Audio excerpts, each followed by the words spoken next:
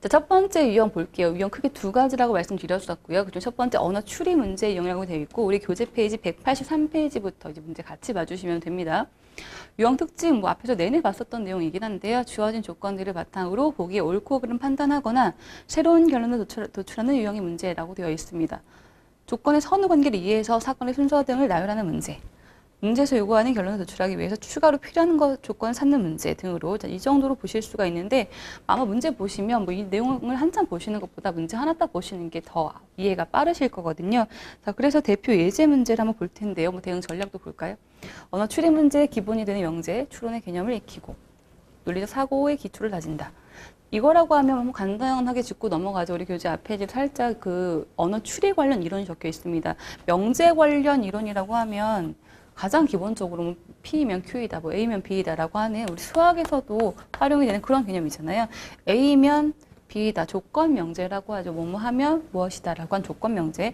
A면 B이다라는 명제가 참이라고 했을 때 우리가 항상 바로 동일하게 참이라고 결론 내릴 수 있는 것은 대우 명제라고 합니다. 그래서 나 B면 나 D이다. 자, 이것도 앞에 있는 명제하고 동일하게 결과를 갖게 되죠. 얘가 거짓이면 얘도 거짓이다. 이제 같이 갖게 되는 것이 조건 명제하고 대우 명제 관계가 되는데 우리가 여기서 조금 더 신경 써서 보실 필요가 있는 것은 역하고 이죠. 자, 명제의 대우, 역, 이 관계 중에서 역이라고 하는 것은 주어진 명제의 역시 선후 관계만 바꾼 겁니다. 조건과 그리고 결과. 자, B면 A다로 앞뒤 위치 바꾼 것 이것을 우리가 주어진 명제의 역 형태라고 보고요. 그 다음에 이라고 하는 것은 위치 안 바꾸고 각각 부정만 해준 거죠. 그래서 not A면 not B다 라고 하는 것이 주어진 명제의 이가 됩니다. 우리가 명제가 참일 때 대우는 똑같은 결과로 이렇게 연결을 시키게 되는데요. 역이나 이는 확인할 수 없다, 알 수 없다 라고 얘기하죠. 틀렸다. 이게 아니라, 그렇죠? 틀렸다가 아니라 알 수 없다 라고 얘기를 합니다. 그러면 명제에서 여러분 이렇게 나오는 경우도 간혹 있거든요. A면 B가 참이다 라고 했을 때 B면 A일 수 있다 이렇게 얘기할 수 있어요.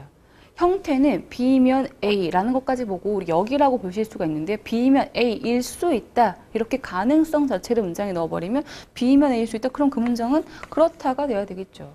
그죠? B면 A가 아닐 수도 있다. 그렇다가 돼야 되겠죠. 왜냐하면 알 수 없다고 하는 이 말에는 그럴 수도 있고 아닐 수도 있고 라는 가능성을 다 포함하고 있는 거거든요. 그렇죠? 그래서 그 가능성이 문장에 들어가 버리면 B면 A일 수 있다. 그렇다.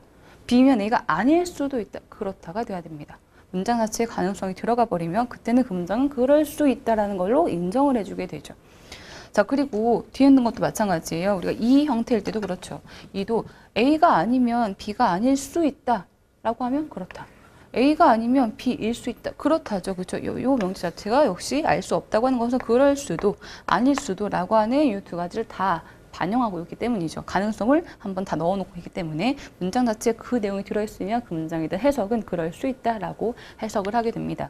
일반적으로는 대우로 갖고 주로 문제를 많이 풀게 되실 거예요. 그렇지만 간혹 가다가 이런 문제가 보일 수도 있고 우리 교재에도 하나 있습니다. 아마 다음 시간에 보게 되실 텐데 그때 그 내용 나왔을 때 아 이런 거구나라고 한 번 더 확인해 주시면 될 것 같아요.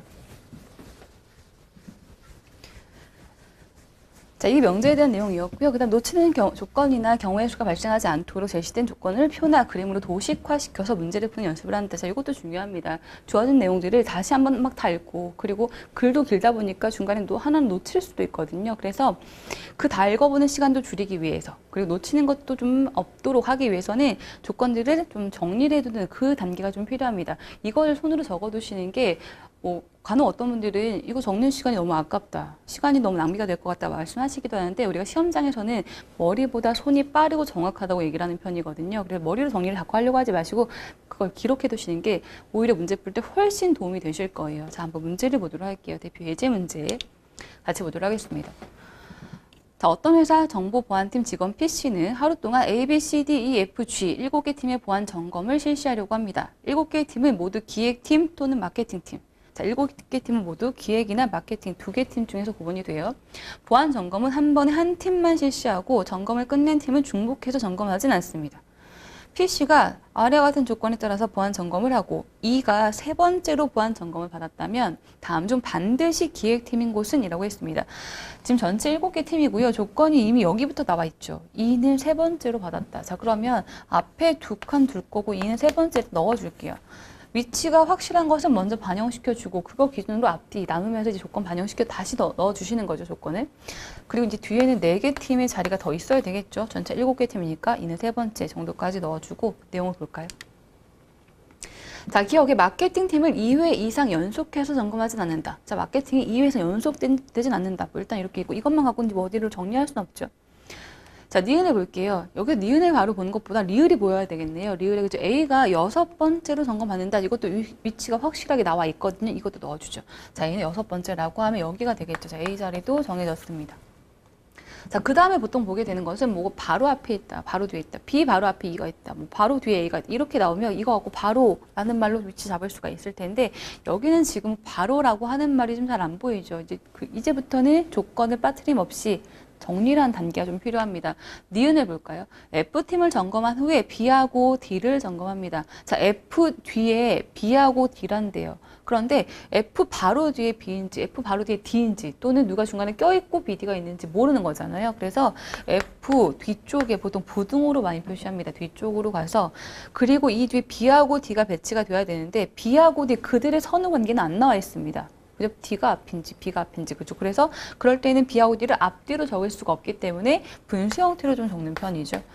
자, 기호로 적는 것은 정해진 기호는 아니에요. 정해진 뭐 이론은 아닙니다. 이런 내용은 이렇게만 적읍시다라고 정해진 건 아니에요. 나는 이렇게 보는 것보다 다르게 정하는 게 편하다. 다른 것이 편하시면 그렇게 정해두셔도 상관이 없습니다. 근데 정해두실 필요는 있죠. 시험장 가서 이제 뭐라고 적어야지 이런 고민 안 하셔야 되는 거예요. 미리 설정해 두실 필요는 있습니다. 자, 니은 이렇게 볼 거고요. 그 다음에 디귿에 G는 C보다 먼저 점검받는다. 마찬가지예요. 지금 G가 C보다 먼저긴 한데 바로 앞인지 저 앞인지 중간에 낄지 모르잖아요. 만약에 G는 C보다 바로 앞에 점검받는다. 이렇게 얘기하면 보통 G하고 C는 연결시켜야 한다. 이렇게 표현하는 편인데요. 바로인지 모르기 때문에 지금 앞쪽이라는 순서 가지고 부등호로 한번 봐볼게요. 자, 그 다음 미음은 뭘까요? F팀보다 먼저 점검하는 팀 중 두 곳은 마케팅 팀. 자, 이게 굉장히 중요할 수 있죠. F보다 먼저 점검받는 팀 중에서 두 곳이 마케팅이에요. 그런데 우리 기억에서 뭐라고 했냐면 마케팅 팀은 2회 이상 연속해서 하진 않는다고 했거든요. 그럼 F 앞에 두 곳이 마케팅 팀? 근데 그들이 붙을 수는 없는 거죠. 최소 F 앞에는 최소 3개 팀은 있어야 합니다. 마케팅 팀을 갈라줄 수 있는 팀이 있어야 되는 거죠. 그렇죠? 자, 그러면 F 앞에는 3개 팀이 있어야 하고 그리고 F 뒤에는 B하고 D의 자리가 좀 필요하다라고 하면 F는 자리가 정해집니다. 어디밖에 안 될까요? F는 여기밖에 안 됩니다. 여기에 들어가야만 뒤에 B나 D의 자리를 좀 넣어줄 수 있고요. 물론 이들의 자리는 바뀔 수도 있습니다. D, B, B, D 이렇게 바뀔 수도 있고 그리고 F 앞에 그렇게 3개 팀을 놓을 수가 있겠죠. 그렇죠? 이렇게. 자, 또 하나 우리가 지금 빈칸에 들어갈 그 기호가 요거 2개밖에 안 남았거든요. G하고 C밖에 없으면 요 둘의 관계를 그대로 넣어줄게요. G가 들어가고 C가 들어가겠네요. 칸 다 채웠죠. 자, 우리 아까 F 앞에 있는 팀 중에서 두 곳은 마케팅이었어요. 근데 마케팅은 2회 이상 연속해서 할 수 없거든요. 그럼 중간에 갈라주고 있는 여기가 기획팀이 되겠죠. F 앞에 두 곳은 마케팅, 갈라주고 있는 여기 기획팀이 확실하다.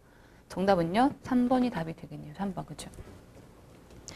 뭐 크게 어렵진 않습니다. 이 문제 유형은 사실은 우리 정보만 잘 넣어서 매치시켜주고 기억에 대한 조건 가지고 답 찾아주시고 이렇게 하시는 건데요. 이게 이제 언어 추리 문제 유형들이 가장 일반적인 논리 퀴즈 형태 문제 유형들이거든요.